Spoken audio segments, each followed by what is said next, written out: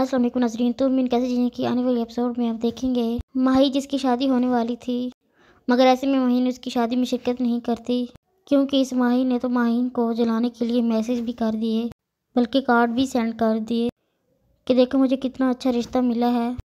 یوں ہی اب بارات کا دن بھی آ جاتا ہے۔ آج ماہی نے رخصت ہونا ہے، اسے تیار کیا جاتا ہے کیونکہ خوشیوں کا سماں ہوتا ہے۔ زہرا بھی بہت خوش ہوتی ہے، زہرا خود اس کا دوپٹہ سیٹ کرتی ہے۔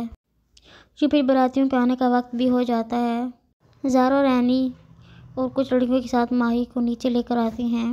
میرل کو سامنے دیکھ کر زہرا خوشی سے پوچھتی ہے کہ بارات آ گئی ہے، مگر میرل تو سامنے کھڑی رو رہی ہے۔ انہوں نے بارات لانے سے انکار کر دیا۔ یہ سن کر تو جیسے پیروں تلے سے زمین نکل گئی ہو۔ زہرا افسردہ ہو کر ماہی کو دیکھتی ہے، کیونکہ سب سے بڑا جھٹکا ہی ماہی کو لگا ہے، وہ بھی 1200 واٹ کا جھٹکا۔ اب تک تو یہ اوروں کی زندگی برباد کرتی آ رہی تھی، مگر اب اس کی اپنی زندگی بھی برباد ہو گئی ہے اور باہر علاقے سب کا تماشا لگا ہوتا ہے۔ ماہی کے والد جی نے اب پتہ چلا کہ ہمارے گھر والوں نے تو جھوٹ بولا، ماہی کی حقیقت نہیں بتائی کہ یہ طلاق یافتہ ہے اور یہ اس کی دوسری شادی ہے، اور انہوں نے اتنے بڑے جھوٹ کو لے کر رشتہ ختم کر دیا کہ آپ لوگوں نے اس رشتے کی بنیاد ہی جھوٹ پر رکھی، جس کا ہمیں بہت زیادہ دکھ ہے۔ تو میرا کے والد نے غصے سے اپنی بیوی پر ہاتھ اٹھا ڈالا۔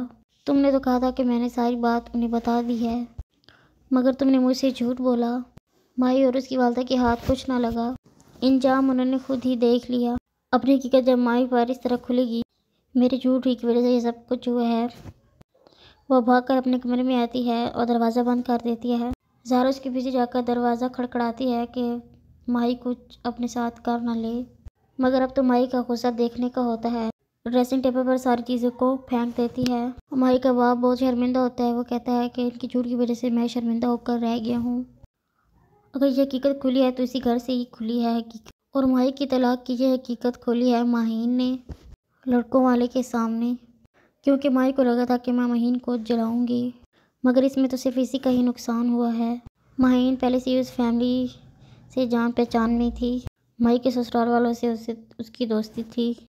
ماہین نے ساری حقیقت کال پر اپنی دوست کو بتا دی اور ماہین گھر میں آرام سے بیٹھ کر سارا تماشا ہی دیکھتی رہی، مگر اس سب کے بعد اب ماہی زہرا کو نہیں چھوڑے گی، وہ بچہ بھی اسے چھین لے گی اور ساتھ ہی ساتھ اسے ذلیل اور رسوا بھی کرے گی اور اسے گھر سے بھی نکالے گی۔